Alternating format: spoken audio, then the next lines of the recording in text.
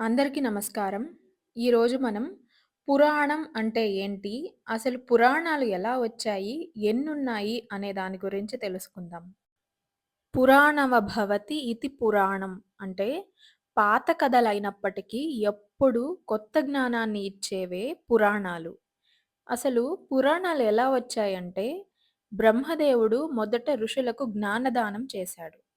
ఆ తర్వాత నారద మహర్షి పురాణ విజ్ఞానాన్ని వ్యాప్తి చేశాడు.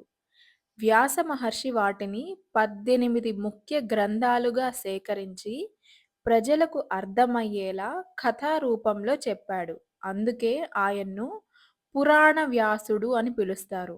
మొత్తం హిందూ గ్రంథాల్లో 18 మహాపురాణాలు, 18 ఉపపురాణాలు ఉన్నాయి. ఒక పురాణం అంటే దానికి 5 లక్షణాలుండాలి.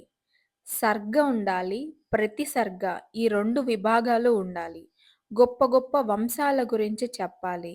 అనేక మన్వంతరాలలో జరిగిన విశేషాలన్నీ చెప్పాలి. వ్యాసుల వారు 18 పురాణాలను రచించారు. ఈ 18 పురాణాలు మనకి గుర్తుండడానికి మన పెద్దలు ఒక సూత్రాన్ని కూడా చెప్పారు. అదేంటంటే మద్వయం భద్వయం చైవ భ్రత్రయం వ చతుష్టయం అనాపలింగ కూస్కాని పురాణాని పృథక్ పృథక్. దీనిలో మా అంటే 2 పురాణాలు. మకారంతో 2 పురాణాలున్నాయి. అవేంటంటే మత్స్య పురాణం, మార్కండేయ పురాణం. భ అంటే భవిష్య పురాణం, భాగవత పురాణం.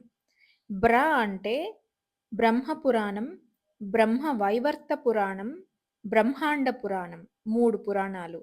ఆ తర్వాత అంటే వాయు పురాణం, విష్ణు పురాణం, వరాహ పురాణం, వామన పురాణం. ఆ తర్వాత అంటే అగ్ని పురాణం, అంటే నారద పురాణం, అంటే పద్మ పురాణం. ఆ తర్వాత అంటే లింగ పురాణం, అంటే గరుడ పురాణం, అంటే కూర్మ పురాణం, అంటే స్కంద పురాణం. ఇలాగా మద్వయం భద్వయం చైవ భ్రత్రయం వ చతుష్టయం అనాపలింగ కూస్కాని పురాణాని పృథక్ పృథక్. ఈ ఒక్క సూత్రంలో మనకి గుర్తుపెట్టుకోవడానికి 18 పురాణాలను ఇచ్చేశారు. అలాగే మనకి 18 మహాపురాణాలతో పాటు 18 ఉపపురాణాలు కూడా ఉన్నాయి. ఇవి డిస్క్రిప్షన్‌లో ఇస్తాను చూడండి. వీడియో నచ్చితే వ్యాసాయ విష్ణు రూపాయ వ్యాస రూపాయ విష్ణవే నమో వై బ్రహ్మ నిధయే వశిష్ఠాయ నమః అని కామెంట్ చేయండి.